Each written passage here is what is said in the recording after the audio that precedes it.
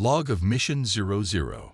We have been officially told to get a human subject without being seen and look into possible ways to kill people for future advantage. Mission log number 1. We finally have an example of a human. They look like they're in great shape, making them perfect for testing. We were able to find an escape pod by following an emergency signal. It looks like the ship sank because of a problem with the guidance computer. Because of this, it has been decided that no one would notice the lost person and be able to find a way to connect it to us.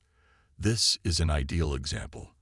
There were ethical issues raised by other crew members about how the human was being treated, even though it was planned to test possible assassination attempts on the human. Most people think that we should treat the person like a valued guest while we're not doing an experiment. They were going to die soon anyway, so as captain of this ship, I didn't see any problems. I gave the human my captain's cabins and told them not to go anywhere else in the ship. The person happily agreed. Mission log number 2. It is well known that people like it when the air has a lot of nitrogen and not much oxygen. When they breathe in oxygen, their bodies change it into a chemical that hurts them. So we tried to change the atmosphere inside their room so that it was mostly oxygen. The results: the person looked like they had more energy than usual. Even after several days of continuous exposure, there were no negative effects that could be seen. In conclusion, this is not a good way to kill someone. Mission log number 3. People should like environments with a lot of nitrogen. The last experiment, on the other hand, showed that people can live in places with low nitrogen levels. Because of this, smothering people is not a good way to kill someone. We tried to change their climate by adding other things and then measuring what happened. We added more helium, carbon, methane, and xenon to their environment while keeping the high oxygen level. We told the person that there was a problem without the air generator and that we fixed it to make them less suspicious. The results: there were some minor symptoms in the human, but nothing that isn't normal for their species. A change in speech pitch was the only sign that could be seen. Higher-pitched sounds were caused by helium. Voices got lower when xenon was present. The person thought this was kind of funny. In conclusion, this is not a good way to kill someone. Mission log number 4. Once we were sure that changing the climate wasn't a good way to kill someone, we looked for a more direct way. So we turned to the most poisonous drug known to the galaxy, which is illegal for all members of the galactic chamber to make. We tried to make the drinks for people more alcoholic. We tried different amounts. There is a 1/100th of a ml amount that kills most species. It will hurt them very badly if it doesn't kill them. The test's goal is to find the lowest amount that will kill a person. At first, we gave 1/100th of the standard lethal dose and then raised it as needed.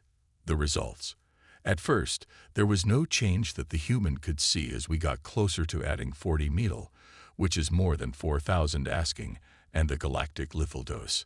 The person could tell that the drink had booze in it and asked for more. After giving the human more than 100 ml of alcohol, they started to act and behave in ways that were easy to see.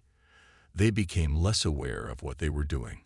We stopped giving the person more booze after 1,000 ml. The person woke up the next day with a mild headache and couldn't remember what had happened the night before. They said they were sorry for breaking some things in their bedroom. In conclusion, don't give booze to people. Mission log number 5. Crew morale is low because the human is incredibly resistant to efforts to kill them. The next try changed how heavy they were. It is a well-known fact that people can handle twice the natural gravity of their world. It was our goal to make it 4 times their natural gravity. As a result, the person started working out. They said they were weak and needed to put on more strength. It is a well-known fact that humans can gain muscle mass very quickly. A person who is twice as strong as the normal person is a scary monster. We stopped the trial right away so as not to make the human seem even more dangerous. The person asked us to set the gravity back to its highest level. We told them it was wrong and would be dangerous to do that. The human told us it wouldn't, so we made up an excuse based on how gravity works in other galaxies to avoid a problem.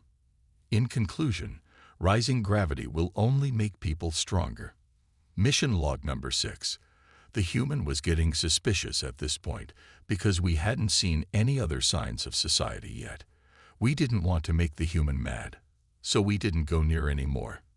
Everyone knows what happens when a person is mad at you. We agreed to do one last very dangerous test.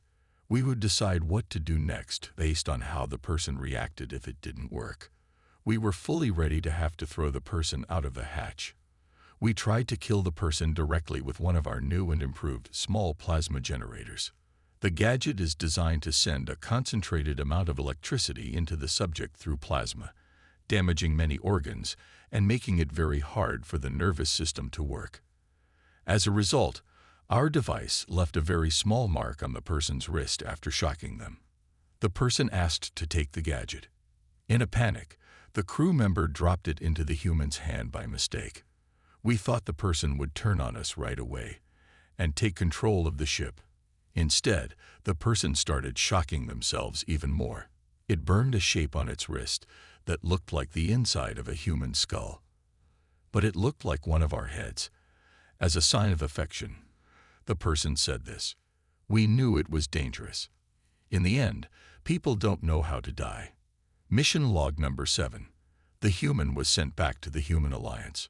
So, he praised and thanked us for how nice we were and how great our welcome was. In the end, I quit. That makes sense. Enjoy your day. The second part. Mission log number 8. I became captain of this ship after the previous captain quit because of bad mental health problems he had after trying to kill a person. People are tougher than we thought possible at first. It would be hard to corner a human official in the Galactic Council and use a blunt object to try to kill them without getting caught. That being said, it is possible, and it looks more and more like that is our only choice. As a result, it is my job to find the safest and most effective way to kill people. Central Command was kind enough to send us a family of humans to test on. 2 adults, a male and a female, and 2 embryos, also a male and a female, make it whole. We took them to one of our faraway ocean worlds, where we gave them a small house on the beach and made sure they had everything they needed. The result: for many species in the galaxy that didn't develop in this kind of environment, the water is much more salty than what is normally needed to cause serious burns or even death. Based on what we know about humans, they developed in a world that was mostly made up of this kind of water. But they should choose fresh water. Because they are so protective of their larvae, you would expect them to be resistant. But they would never let their larvae play in this kind of setting. Finally, I've come to the conclusion that the water is very salty and the waves are strong enough to easily tear a normal member of my species into pieces. It might be harder than I thought at first. Mission log number 9. The larvae were the first ones we tested because they are known to be less immune than adults. If we succeeded, we should be able to kill more adults before they got angry if we were able to scale up. A small plasma rifle shot to a weak spot would probably be the best way to kill someone. We fired a blast at the female larva that would have caused the normal member of our species' internal gases to grow, which would have either caused a controlled explosion or killed the person. Because of this, the human child let out a welt sound to show that they were in pain. We had no idea that people, especially kids, could run that fast. She took the gun away from the person holding it and shot him full power. Following her exploration, she started to laugh and shoot any other humans that were close. We tried to defend ourselves by firing our own guns, but later she told her parents that she had gotten an ouchie and was happy about the new toy she got. The smart parts of her parents seemed to tell us they were thankful that we played with their daughter. In conclusion, people's children are crazy killers. Do not get close. Mission log number 10. We started to question the parental units to learn more about their species after losing many of our men and the apparently messed up eggs. We couldn't tell them about our losses because it might give away that we tried to kill their daughter. Everyone knows what happens when a person is mad at you. So the fact that the human child called the dead members of our species balloons was a happy chance. It looks like those are a type of recreational gadget for people. They don't look at all like someone of my species, But we weren't going to be upset about this lucky mistake. As we thought about and made plans for our next try to kill the president, we got very lucky. One of the world's top predators chose to attack one of its prey, a human male larva. The larvae seemed to have been hurt pretty badly because they started to cry for their parents. Even though human crying and yelling isn't quite loud enough to hurt another human, it's still very scary. It's easy to see how this emerged as a way for human babies to stay safe. As soon as the parents got the predator's grip off of their child, they started to calm them down. The humans then started to gather lights and baskets to hunt the top animals at night, when they were more active. This included the children who had just been attacked. At that point, it was clear how humans became the top hunters on their own world. They knew right away what this predator's only weakness was and started taking advantage of it, catching many of them alive. Many experts of our species worked with a complex AI for months to figure out how to do things that humans seem to be able to do without thinking about it. People also showed that they were real chase predators by hunting nonstop for hours on end, boiling the predators alive in the end. At first, we thought this was done to make the area around their camp less dangerous. We got it wrong. People on Earth said the alien crabs were good, but not as good as the crabs on their own world. It looked like the shell's exoskeletons, which were able to block many of our weapons, were soft, and the muscle tissue that could rip off small limbs from a normal person of my species was also very soft. The claws, which could easily cut through my species' skin, gave me a light pinch. The humans came to the conclusion that the predator wasn't as tasty as the ones on their home world, but it was much weaker and easy to catch. They told us they wanted to do this hunt again before their vacation was over. In conclusion, people have every right to be called the top predators. Mission log number 11. After the event with the world's predators, we came to the conclusion that only medical-grade surgical tools could pierce human flesh, even kid flesh. Because of this, we didn't want to put ourselves at risk by pulling out such specialized gear. It seems that HQ told the humans that they were going on a free holiday to a fancy beach resort with a private beach and fun activities for the whole family. To get off the hook and escape suspicion, they planned to tell the human ambassadors that the humans had died in a natural disaster that was out of their control. They would also pay the humans what was rightfully theirs. These great test takers made it all worth it. We did learn from the predators of this world that hitting people hard might work against them. So, we used one of the oldest ballistics guns in our world. Plasma guns worked a lot better. Everyone didn't want that experiment to happen again, though. We used our handheld ballistics gadget to shoot the male larva. He started to cry, just like he did when the animal struck him so badly. The adults came to see how he was doing. When they came, we were scared. They came over and asked to see our gun. The trainee dropped their gun out of fear. The adult human male looked at the weapon, let out a sigh of frustration, and then made the comment. He then compared the weapon to one of their own favorite toys, an airsoft gun. These hurt a lot. We get that you want to play without kids, but please keep in mind that kids are very weak and won't be able to avoid these kinds of toys. I'd still love to play with you later, though. We told the human right away that we couldn't play later because we were going to be busy at that time. The person looked shady, but they let it go. To make up for it, they asked for something sweet for their kid. We agreed, and one of our group members almost had a panic attack when they said that humans define sweet as chocolate, which is a popular human candy treat that contains 2 different toxins that are known to kill most species in the galactic chamber. In the end, we did make some progress. People seem to be able to handle blunt force injuries, but they aren't completely safe. Sadly, a normal tool that could kill a human larva, let alone an adult, would not be noticeable in any way. In conclusion, humans can't be poisoned, as the previous captain had said. For human assassination attempts, more testing for damage caused by brute force may be the only choice that makes sense. Mission log number 12. When meeting the new crew members after the female human larva went on her killing spree in the balloon, One of our researchers noticed something interesting about people. What they were doing was something they called diving. For long stretches of time, this meant they had to stop breathing completely. They have an organ inside them that they call the lung that seems to be able to store air. The lungs are an organ that looks a bit like a member of our species that doesn't have limbs. It looks like the lining on the lungs does something similar to what our skin does. It pulls important particles out of the air and sends them to blood, which then sends them to other organs. On the other hand, our species takes in air and uses different gases to make itself lighter, which lets us move around easily. The lungs of a person seem to be upside down, which makes them like sex organs that take in air from the environment and use it slowly over time. People can now act like semi-aquatic predators because of this move. The fact that they are better at moving through water than most galactic chamber species that developed as real aquatic species makes this even scarier. Additionally, they don't breathe through gills or receive needed air particles through their skin like most species do.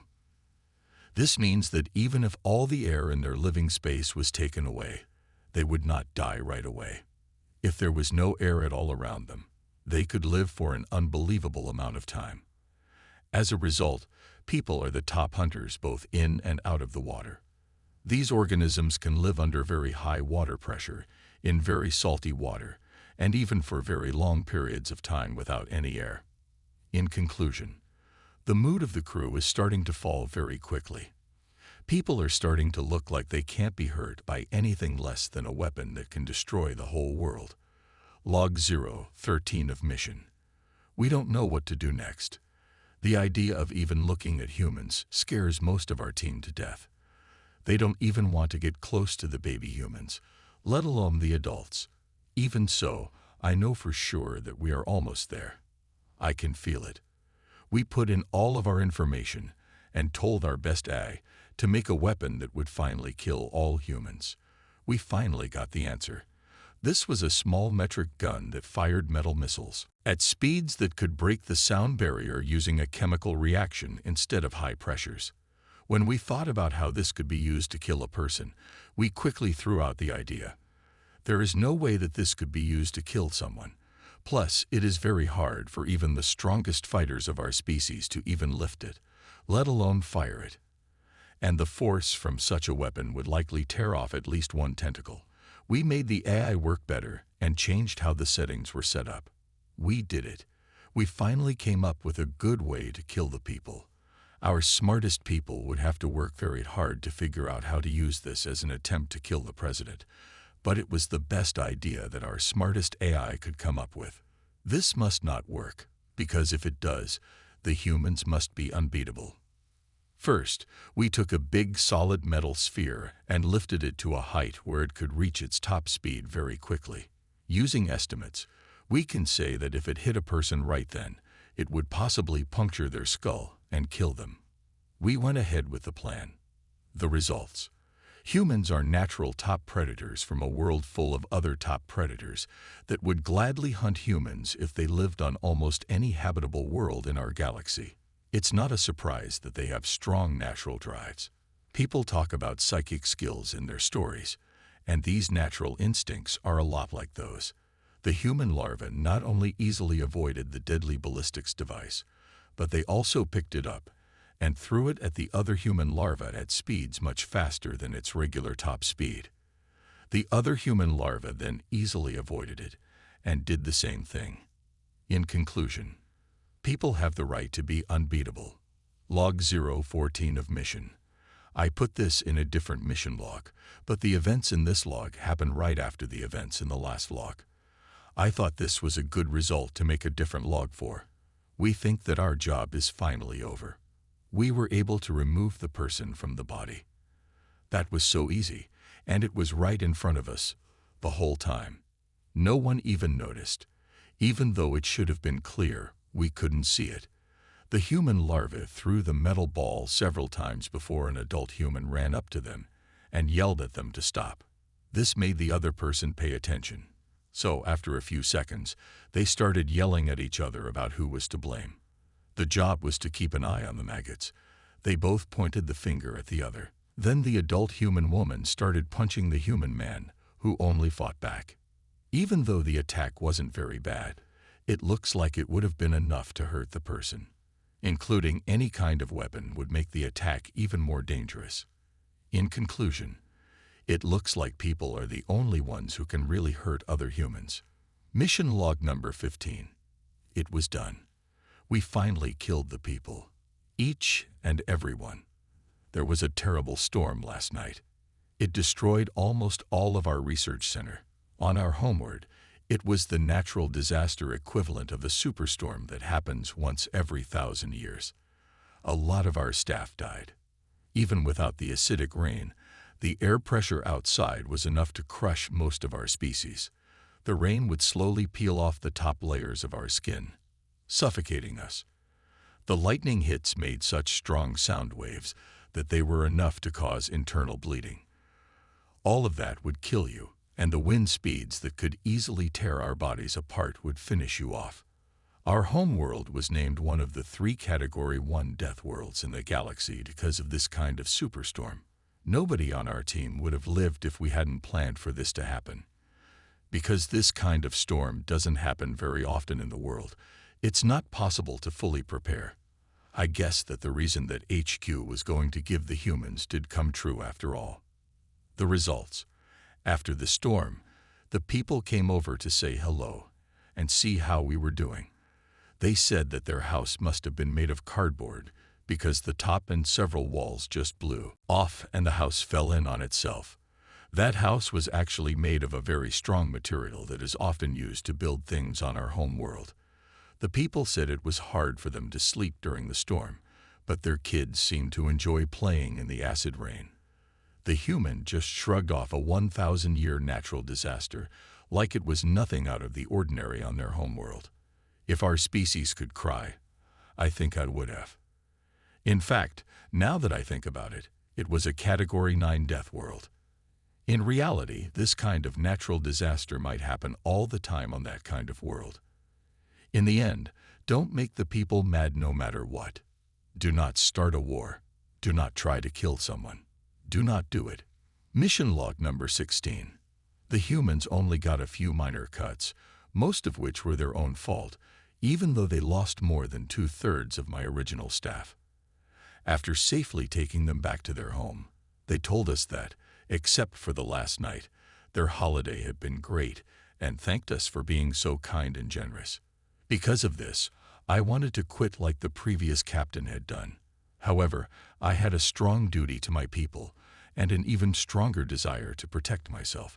So I thought it would be best for the whole galaxy if I stayed on staff and became an advisor on human matters. In conclusion, luckily, we were able to learn something from this. As an advisor, I was able to help our people start building facilities on a few death worlds inside our borders. Infrastructural included housing buildings, battlegrounds, and fun things to do like stands for popping balloons. After that, we started renting these buildings to different human families as holiday spots. It looks like the humans thought these death worlds were like heaven, though not all of them liked how light it was there. In this way, we were able to build a strong and beneficial relationship with the people and even get some much-needed added power when negotiating with them. As it turns out, you don't need to kill human officials after all. To get them to agree to anything, just offer to pay for their whole trip to a death world with poisonous air, acid rain, common natural disasters, and war games using real amenities.